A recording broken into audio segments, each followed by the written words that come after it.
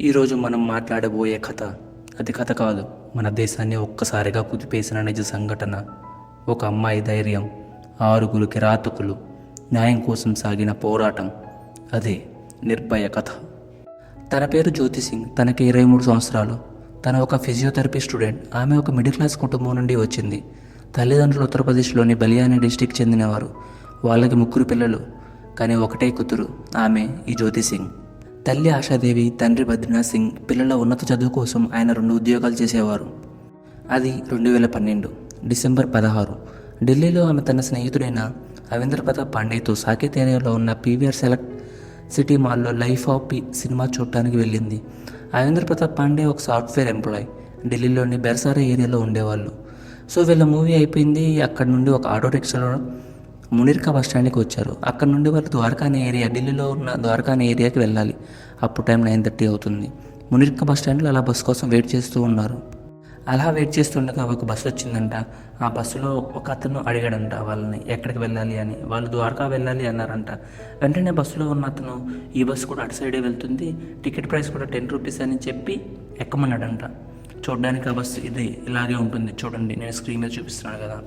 జ్యోతి and Pratap ఇద్దరు ఆ bus ఎక్కారు. వీళ్ళిద్దరితో పాటు ఆ బస్సులో ఇంకో 6 మెంబర్స్ కూడా ఉన్నారు. వాళ్ళ నేమ్స్ గుర్తుపెట్టుకోండి. First Ram Singh bus driver, అతని తమ్ముడు బ్రదర్ అయిన Mukesh Singh, third person Vinay Sharma, Pawan Gupta and Akshay Thakur. And దాంట్లో ఒక మైనర్ కూడా ఉన్నారు, అతని పేరు ఎండి అఫ్రోజ్. అలా బస్సు కొంచెం దూరం వెళ్ళగానే బస్సు డోర్స్ అన్నీ క్లోజ్ చేస్తున్నారంట. అప్పుడే ప్రతాప్ డౌట్ వచ్చిందంట. తర్వాత బస్ డ్రైవర్ అయిన రామ్ సింగ్ వెళ్ళవలసిన రూట్లో కాకుండా వేరే రూట్కి చేంజ్ చేసి వెళ్తుంటే అప్పుడు ప్రతాప్ ఎందుకు వేరే రూట్కి తీసుకెళ్తున్నాడని గట్టిగా అడిగాడంట. తర్వాత బస్సులో ఉన్న మిగతా మెంబర్స్ వచ్చి ప్రతాప్తో గొడవ పెట్టుకోవడం మొదలుపెట్టారు. పక్కనే ఉన్న అమ్మాయిని చూసి ఈ టైంలో అమ్మాయితో ఏం చేస్తున్నావు అని అడిగారంట. దాంతో ప్రతాప్ కోపం వచ్చి వాళ్ళతో గొడవగా దిగాడంట. వాళ్ళు వెంటనే ఒక ఐరన్ రాడ్తో ప్రతాప్ని కొట్టి గొంతు నిలిపి ఆయన స్పృహ కోల్పోయేటట్టు కొట్టారంట. ఆ తర్వాత జ్యోతిని బస్సు చివరికి లాక్కొని వెళ్ళారు. తర్వాత ఒకరు ఆమెపై అత్యాచారం చేయడం మొదలుపెట్టారు. ఈ టైంలోనే ఆమెను అతి కిరాతకంగా రాడ్స్తో కొట్టడం మొదలుపెట్టారు. ఈ టైంలో బస్సు రన్ అవుతూనే ఉంది. డోర్స్ క్లోజ్ చేయడం వల్ల అరుపులు కూడా బయటికి వినపడడం లేదు. ఆ తర్వాత ఆమె బాడీలో ఒక ఐరన్ రాడ్ పెట్టి వాళ్ళ పైచాచిక ఆనందాన్ని తీర్చుకోవడం మొదలుపెట్టారు. ఆ తర్వాత మళ్ళీ ఇంకో ఐరన్ రాడ్ని కూడా యూజ్ చేశారంట. ఆ 2 తుప్పుపట్టిన రాడ్స్ అంట. తర్వాత పోలీసులు ఆ 2 రాడ్స్ని స్వాధీనం చేసుకున్నారు. క్రిమినల్స్లో ఒకటి చెప్పిన రిపోర్ట్ ప్రకారం వాళ్ళు ఐరన్ రాడ్ని గట్టిగా బయటకు లాగినప్పుడు తాడు లాంటిది ఒకటి బయటకు వచ్చిందంట. ఆ తాడు ఏంటో కాదు, ఆమె బాడీలో ఉన్న పేగులు. పోస్ట్మార్టం చేసిన డాక్టర్లు ఏం చెప్పారంటే నార్మల్గా మనిషి బాడీలో 10 నుంచి 22 అడుగుల వరకు పేగులు ఉంటాయి, కానీ ఆమె బాడీలో 1 అడుగు పేగు కూడా లేవంట. అంత దారుణంగా వాళ్ళు ఆమెను అత్యాచారం చేశారు. ఈ టైంలో జ్యోతి సింగ్ వాళ్ళతో ఫైట్ చేసిందంట. 3 కొరికిందంట. వాళ్ళకి బైట్ మార్క్స్ పడ్డాయంట. తర్వాత పోలీసులకి వాళ్ళని పట్టుకొని వీళ్ళే అత్యాచారం చేశారని ఆ బైట్ మార్క్స్ వల్ల కన్ఫర్మ్ చేశారంట. దాదాపు 1.5 అవర్ అత్యాచారం చేశారంట. అప్పటికి ఆమె బాడీ మీద అయిన గాయాల వల్ల ప్రైవేట్ పార్ట్ నుండి బ్లడ్, పేగులు బయటకు రావడం వల్ల ఆమె స్ట్రోక్ కోల్పోయారు. తర్వాత వాళ్ళిద్దరిని మూతున్న బస్సు నుండి బయటకు విసిరేశారంట. అలా విసిరేసి వాళ్ళు అక్కడి నుండి వెళ్ళిపోయారు. తర్వాత ప్రూఫ్స్ ఏం దొరకకూడదని బస్ అంతా కడిగేశారంట. జ్యోతి అండ్ ప్రతాప్ బట్టలన్నీ చిరిగిపోయాయి. ప్రతాప్ ఒంటి మీద రక్తం ఉంది. అడుగా వెళ్తున్న వాళ్ళు చూసి 11:50కి పోలీసులకు కాల్ చేశారు. పోలీసులు వెంటనే వచ్చి వాళ్ళని హాస్పిటల్లో అడ్మిట్ చేశారంట. వెంటనే జ్యోతికి ఎమర్జెన్సీ ట్రీట్మెంట్ ఇచ్చి మెకానికల్ వెంటిలేటర్ మీద పెట్టారంట. ప్రతాప్ గారికి బాడీలో చాలా పార్ట్స్ డ్యామేజ్ అయ్యి బట్ ప్రాణానికి ప్రమాదం లేదన్నారంట డాక్టర్స్.